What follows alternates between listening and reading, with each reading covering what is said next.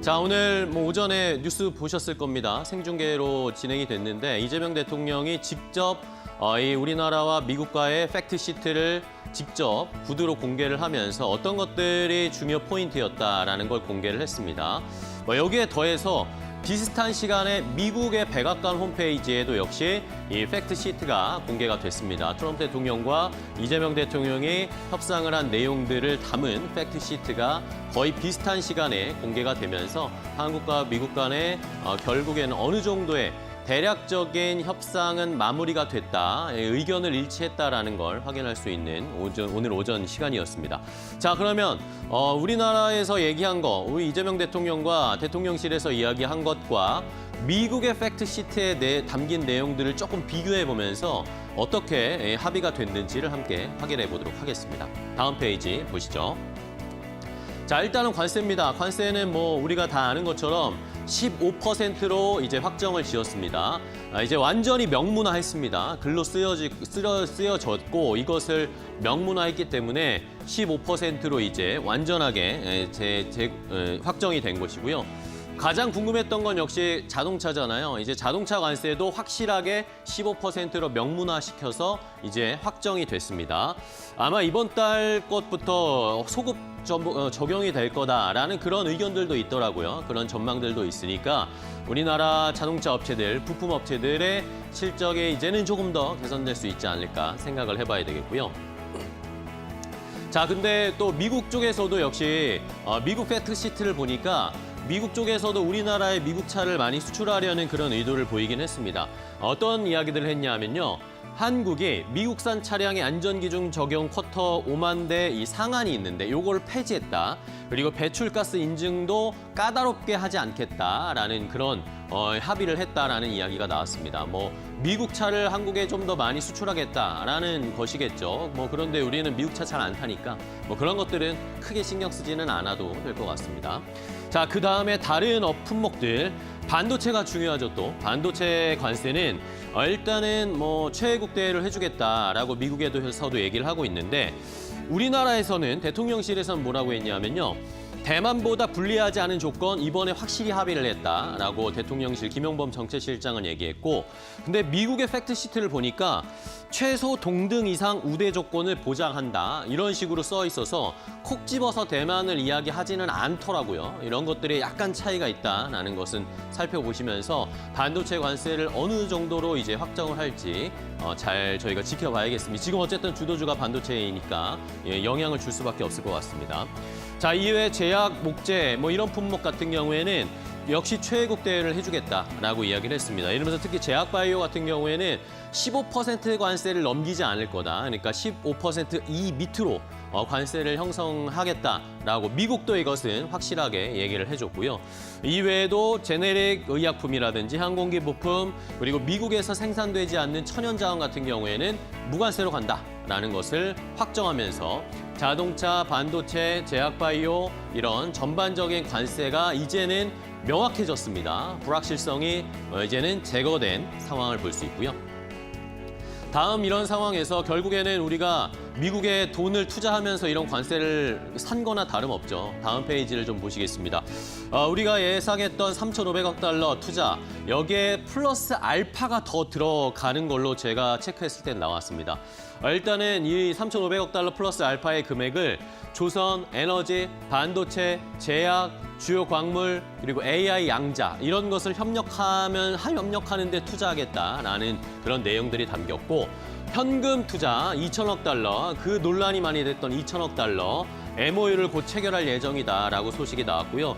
마스가는 완전히 승인이 됐습니다. 1,500억 달러로 확정이 된 상황이고 여기에 추가로 플러스 알파 미국 쪽의 팩트시트를 보니까 한국 기업들이 트럼프 대통령이 재임하는 기간 동안 1,500억 달러 정도를 투자할 계획이다라고 미국 팩트시트에 써져 있었습니다. 그러니까 결국에 3,500억 달러 플러스 알파가 된다는 겁니다. 쉬운 예로 미국 팩트시트에 써 있던 내용이 대한항공이 미국의 보잉사의 비행기를 100대 정도 산다. 이런 이야기들도 있었거든요. 이런 식으로 개별 기업이 또 미국에 추가적으로 공장을 짓는다든지 이런 투자는 계속 이어질 것으로 보입니다. 자, 그리고 중요한 것이 자, 2천억 달러를 현금으로 투자 분할해서 200억 달러씩 한다고 해도 이거에 대한 환율에 대한 불안정성에 우리가 항상 걱정이었고 최근에 환율이 올라가는 중요한 원인이기도 했는데 이것도 어쨌든 내용에 포함되어 있었습니다. 외환시장 안정장치 내용도 역시 포함되어 있었고 이것도 미국도 합의한 내용으로 미국 팩트시트에도 써 있었습니다. 일단 실제로 우리가 집행하는 연 200억 달러 넘지 않는다. 이거 같이 표기를 했고요. 백악관 쪽에서도 우리나라가 대미 투자를 하면서 외화 유출이 발생하면서 환율이 만약에 불안해진다. 그런 상황이 발생하고 우려가 커진다라고 하면은 이 200억 달러의 규모를 조정할 수 있는 그런 시기나 규모를 조정할 수 있는 요청을 받아줄 수 있다라는 문구가 포함되어 있었습니다. 그러니까 우리나라 환율이 지금처럼 급박하게 뛴다거나 1,500원 위로 막 급등한다거나 이렇게 되면 우리가 200억 달러 투자의 시기를 조금 늦춘다거나 아니면 규모를 올해에는 한 해에는 200억 달러가 아니라 그 밑으로 좀 줄인다거나 이런 식으로 요청을 하면 미국도 그것에 대해서 적극적으로 협조를 하겠다라는 식의 팩트시트가 써 있었기 때문에 오늘 시장에서 원달러 환율이 그래도 좀 안정세를 나타내는 모습이었습니다. 1,470원 위로 막 올라갔는데 지금은 1,458원대까지 일단 조금은 진정되는 모습을 나타내면서 원달러 환율의 추이도 이제 외환시장 안정화 장치를 함께 체크하면서 주목을 하셔야 할 것 같습니다. 자, 그다음에 또 중요한 것이 너무 많습니다. 팩트시트에 중요한 게 많아가지고 조선이나 그리고 핵잠수함 관련된 이야기도 있었습니다. 다음 페이지 보시면요. 자, 일단은 핵잠수함 건조는 우리나라에서 할 것이다라고 대통령실에서는 이야기를 했습니다. 미국에서 필리조선소에서 건조한다 트럼프 대통령이 얘기했는데 기본적인 전제는 우리나라에서 핵잠수함을 건조한다라는 내용이었습니다. 자, 미국이 우리나라의 핵추진 잠수함 건조를 공식적으로 승인을 했습니다. 이러면서 추가적으로 조선 업종에 조선 워킹그룹을 설립을 해가지고 MRO 사업도 그리고 인력 양성, 조선소 현대화하는 것 많이 협력할 거다라는 내용이 포함되어 있었고 결국에 미국의 목표가 미국의 상선 군함 이걸 최대한 빠르게 만들어서 수량을 빠르게 늘려야 된다. 그러니까 미국에서 만드는 것도 만드는 건데 일단은 한국에서 건조를 허용해 주면서 그러면서 빠르게 건조 선박수를 늘리겠다라는 것이 목표다라고 미국 쪽에서 이야기하고 있었고요. 자, 핵잠수함 건조하는 것은 그런데 이게 논란이 되지 않았나라고 예상을 했었는데 이재명 대통령이 오히려 핵잠수함 건조는 너무나 명쾌하게 승인을 해줬다. 근데 논란이 되고 약간의 의견 차가 있었던 것이 바로 이 우라늄 농축과 재처리와 관련된 내용이 약간은 의견 차들이 있었다라고 이재명 대통령이 직접 얘기를 했습니다. 그래도 어쨌든 미국도 우리나라의 민수형 우라늄 농축, 재처리 이어지는 이 절차를 지지하고 도와줄 거다라고 역시 팩트시트에 미국도 써주는 모습이었습니다. 이러면서 평화적 목적, 민수용으로 쓰는 핵 원료 재처리를 할 수 있게 그 대신 고농축 우라늄은 안 되고요.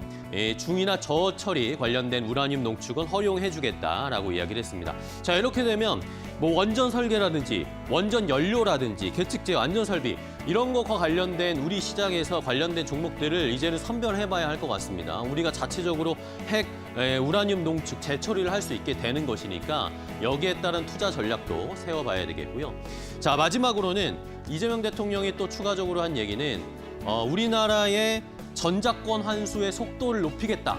이것을 미국에 얘기를 했다라는 것이었습니다. 그러니까 미국도 역시 주한미군은 여전히 유지를 하는데 대신 단계적으로 한국이 자체적인 전자권을 가질 수 있도록 이제 절차를 밟아 나가겠다라는 그런 합의를 했다라고 합니다.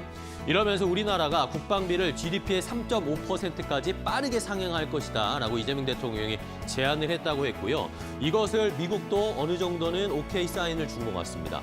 그러면서 여기에 추가적으로 우리가 그러면 무기가 또 필요하잖아요. 자체적인 방어 체계를 확립하려면. 그러니까 미국의 무기를 2030년까지 250억 달러 추가 구매하겠다라는 것도 사인을 한 것 같고요.